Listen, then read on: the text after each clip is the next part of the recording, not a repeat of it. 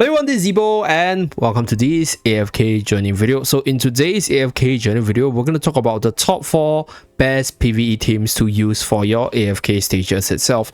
So for today's video, I actually wanted to make it a top 5, but I realized that there are only 4 teams which could effectively push through most of these stages with great ease because of a few conditions, right? Number 1, you need some sort of control, some sort of sustain, as well as quite a fair bit of damage, either from massive single target or AoE damage in general. So that's why if I were to recommend some teams which I think might work for me but won't work for other people, it's a little bit unfair because some of my units are a lot stronger. So these 4 teams that I'm going to talk about today, they will generally work for most people out there, and I'll talk about the different variations as well as why I rank them at different positions. And without further ado, let us start today's top 4 best PvE teams for Chains of Eternity season. Let's go. So in the 4th position, we have the legendary Smokey team. So Smokey would probably be number 1 if I was a lot more, I'll say like manual heavy, because this team has a really high skill cap in terms of being able to clear most stages if you are able to get to Smokey's Withering Potion over here. So you need to sort of store enough time for you to get to the 3rd ultimate. And once you get to the ultimate, you use units like Iron, units like Lumon, units like Cassidy to reposition the enemy to push them into the Aroma AoE for them to melt to Smokey's damage output right here, as you guys can see. So this team's core units, I would say mainly would be Iron armors for that control and repositioning. Smokey, obviously, because this is a Smokey team. And then for the substitute portions, you have quite a few options. You can put additional reposition and control in the form of Lumon, Cassidy. You can also put additional sustain in the form of Hewin, Damien, or even Coco, for example. Or you can include the likes of Twins as well as Rowan for faster acceleration and support towards that 3rd ultimate for Smokey itself. So the goal of this team is to get to the 3rd ultimate. So for this season, I'll say this is probably the most optimal setup, because we are going to run the overcharge spell to charge up the energy on one of the backmost ally.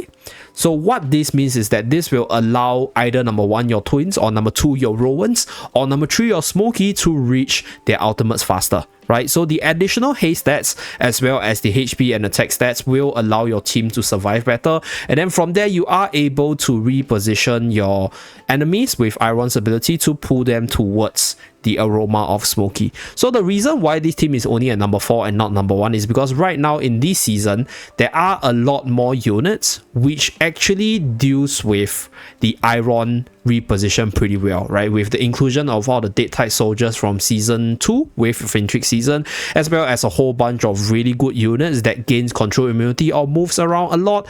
Iron armor's reposition might not be the strongest this season, and on top of that, this team is not that auto friendly. So being the lazy me that I am, I'm not gonna give this team that high because I don't manual as much nowadays, right? So these few reasons combined puts this team on the 4th slot for me. So this is the team showcase. Basically you reach that blue aura and then you kill off the enemy from there. So this team works both in the seasonal talent stages as well as the normal AFK stages. Now on top 3, we have the Disco Tarsi team. So Tarsi has been a major PvE powerhouse ever since her release, with her massive damage output as well as control on the enemies. So you want to build a team around her, or recommend a team around her with the likes of Rowan and Hewin for the sustain as well as the faster channeling of her skills. And then we have the Twins over here for even more haste support and control immunity on Tarsi, with Danny's frontlining prowess. So for this season, I think Tarsi is a lot weaker compared to the last season because we lost the very powerful Light Bearer factional talent, which gave Tarsi massive damage, right, in terms of her ultimate itself. So for this one, to make up for the lack of damage, we are using Starshot spell because this team is able to spam their ultimate, and that's where having the ability to spam the ultimate channels a whole bunch of Starshot ability for you to eventually wither down the enemy from there while controlling them. So without further ado, let's run through the replay. So the reason why this team is not higher is because, like I mentioned earlier, there's a whole bunch of like control immune units on the enemy side. So Tasi, if you can't control the enemy, is not as strong as she is, right? She actually is quite frail, and that's where there are a lot of matchups where she just can't clear. Even Smokey can clear certain matchups without Iron's control ability, as long as you can get to Smokey's third ultimate. But for Tasi's team, if you can't control the enemy, you're not gonna hit as hard, and then that's where you don't actually clear the stage in most cases. But the reason why this team is higher than Smokey's team is because this team is way more auto-friendly. Like from here, as you guys can see, there's basically no ultimates that I need to manually cast it because there's no Iron in the team, and there's no single target ability like OD in the team itself. So generally speaking, this is the most auto-friendly team, and once you get this Tasi Rowan ultimate off, right, you can see that once Tasi starts to dance, the enemy gets held in place, and then you just slowly lock them in place and melt them down with the Starshot spell ability. So if there's one thing that you might want to mano, is to mano your Rowan's ultimate to give your Tasi more energy efficiency right here. So that is probably the only time you need to mano your ultimate. But other than that, this team is super auto-friendly. For this team setup, for the Water side, you can use this team setup. For the Light Bearer side, you can use like Lucius together with Faye, with Walker, with Sinbad for that Light Bearer factional talent. And on top of that, you can use Hogan as your frontliner. So if you're using the Light Bearer side, change out Hewin as well as Twins, or maybe change out Danny as well as Twins for maybe like a frontliner plus another healer like Faye, for example, or maybe another debuffer so that you can actually slow down the enemy's damage output. So this is for the Tasi team. Okay, so we're just going to run it 2 times. So you can see that this team is not as strong as it used to be because of the lower damage output. Like if it's in the past, you might have already cleared this stage around the 40-50 second mark. So the damage output drop is definitely massive in the rank drop itself. But the thing is, this team still works, and it is still one of the most auto-friendly team if you have sufficient damage and the ability to abuse Tasi for the stage itself. Now moving to the top 2 category, we have the legendary Mauler team. So this team didn't evolve too much, like ever since its release. The only thing that practically changed about this team is changing Fresto out for maybe like your Brutus, for example. So if you're more free to play, or if you're new to the game and you don't have Fresto built up, then you probably will be using either Brutus or Antandra as your frontline, or maybe Torrent as your frontline right here. But the general team setup for this team has always been the same. So you just survive long enough for Odie's ultimate to snap down specific targets, and have also your Smokey to channel to the third ultimate, and then you win the fight from there, right? So you have Starshot spell. It has always been like this bread and butter for the game in terms of AFK stage pushing. So for this team, the only weakness is the lack of control. So there are certain stages where the enemies hit really hard that Fresto as well as the supports of Rowan, Smokey and Coco is not enough. That's where you must use other teams to clear it. But in most cases, if you can survive, this team is the way to go. And the reason why this team is only in the second slot is because this team is relatively fixed. And like I mentioned earlier, the units don't have much control, so there are just certain stages where you can't survive and then you can't use this team. So generally speaking, I think the only thing lacking about this team is the lack of team diversity, because you pretty much need Smokey, Coco, OD and Rowan in the team to sort of push through. The only substitute you can use is probably Fresto, right? Maybe take out Rowan for Twins, or take out Rowan for Damien or Florabelle, depending on the situation.